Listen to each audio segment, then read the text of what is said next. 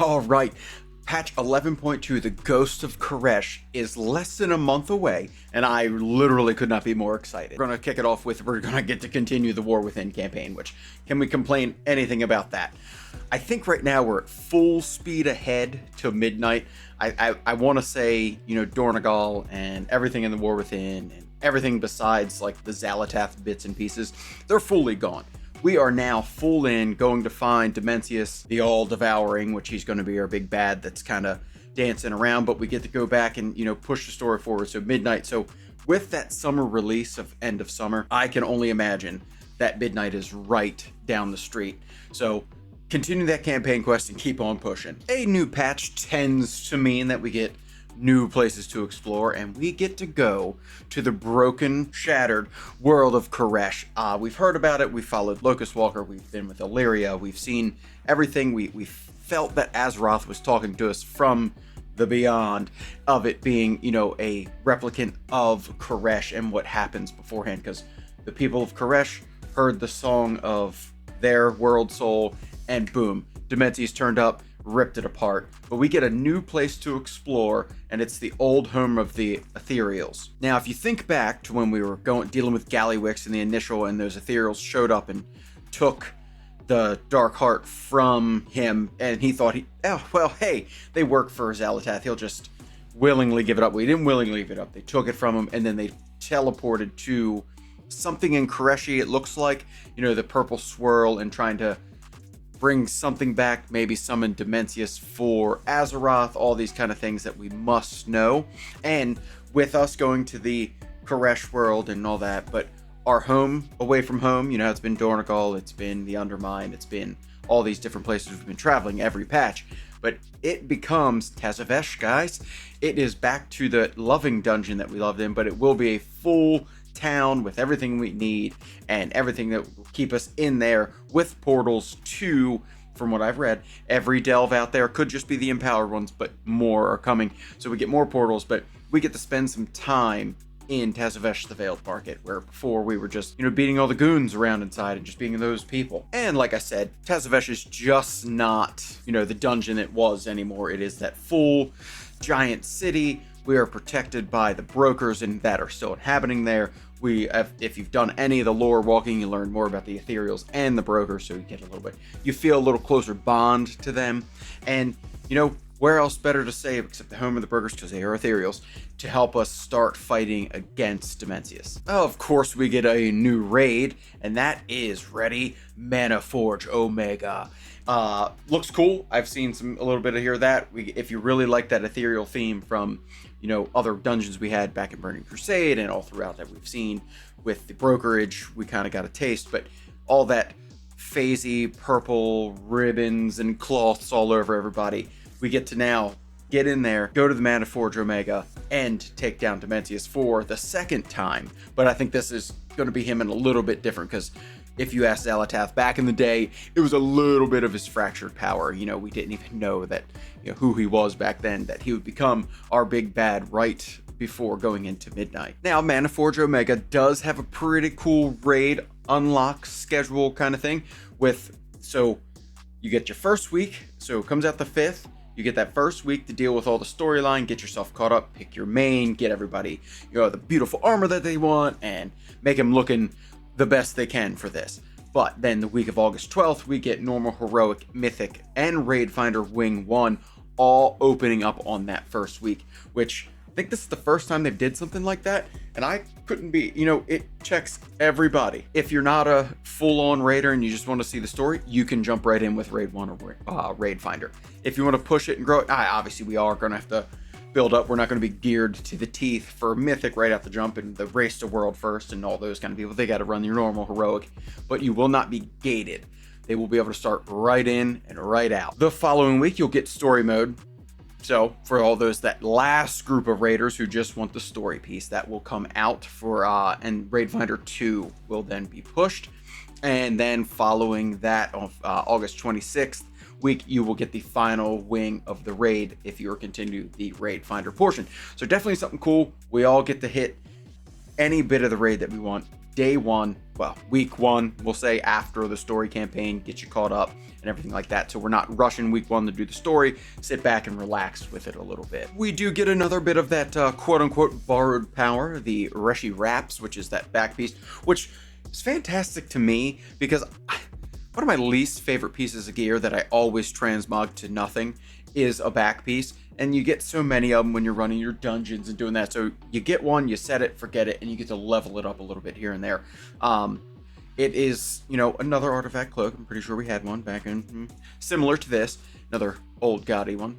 But you will be able to upgrade them. They will scale with you. You don't have to worry about that they're going to be underpowered versus, whatever you don't have to worry about, but it'll actually help you out through the phase diving, which we'll dig into and what that is in a little bit, and it will help you out in the raid. So, and delves, it'll actually play a part in the entire storyline, which I'm excited about. Instead of just saying, hey, here's your disc belt that you get to wear, or your Cersei circlet, or anything like that. Now the back piece will actually be a little bit more impactful while you're out there traversing Tazavesh and Koresh and all this With that phase diving and your Reshi Wraps back piece, you're going to be able to experience a whole new part of Koresh.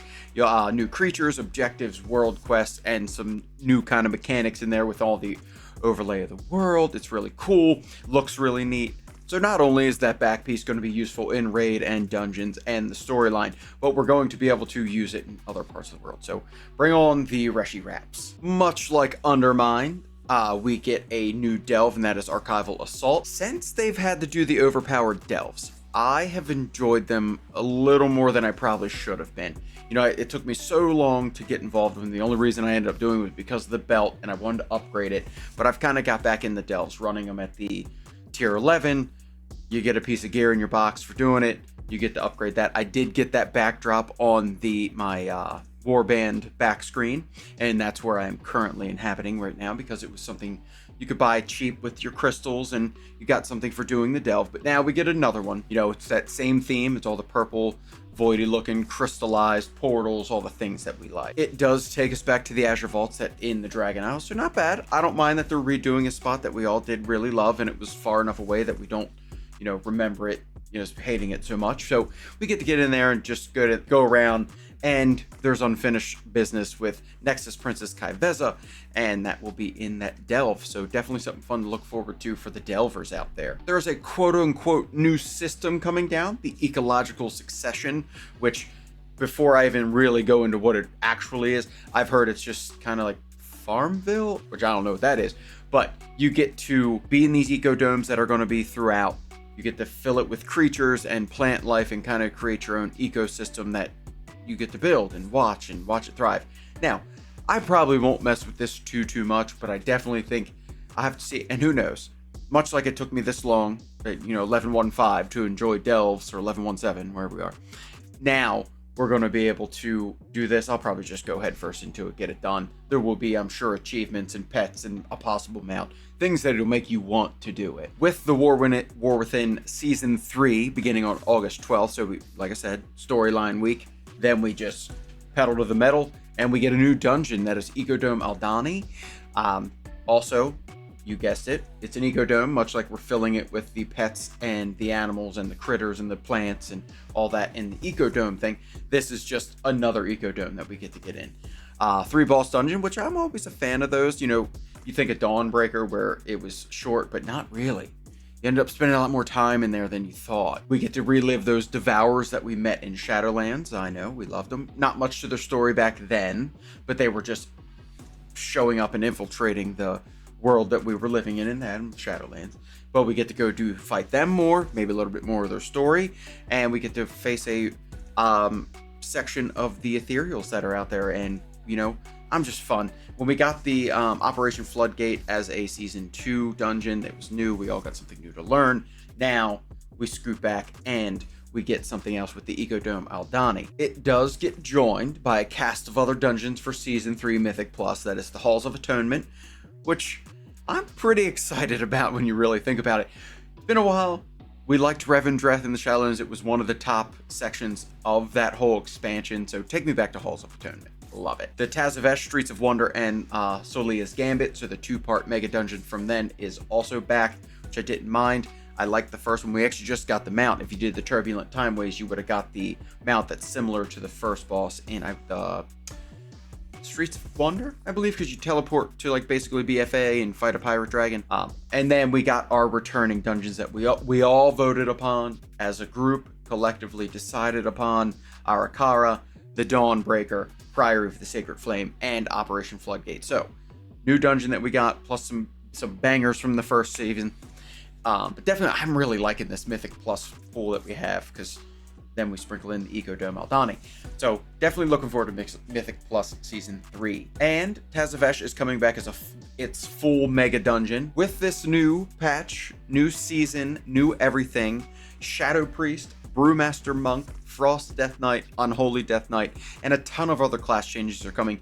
I've briefly read about the Shadow Priest, and it's because I started leveling one. I know, hold on to your seats, but I'm not really liking the playstyle of what it currently is, but what I've been reading, I might enjoy the new playstyle. So I'm going to continue leveling up my Troll Shadow Priest, fitting for the patch this season, and with Brewmaster Monk starting back up. You know, I have Monk laying around too, and the Frost and Unholy Death Knight. I know Unholy didn't need much because it got nerfed during the MDI experience and stuff like that, because they're, you know, the Blood Beasts and all them goodies out there. But I definitely like to see that Frost doing it with a little bit of a power growth, the Breath of Sindragosa, and a little bit more usefulness depending on what encounter you're in. So be on the lookout for more class changes. And I know this is everybody's favorite, and the most important, or least important, but anyway, PvP gets updates. All right, guys, that is everything to look forward to in 11.2, The Ghosts of Koresh. That comes out August 5th, and I will see everybody there.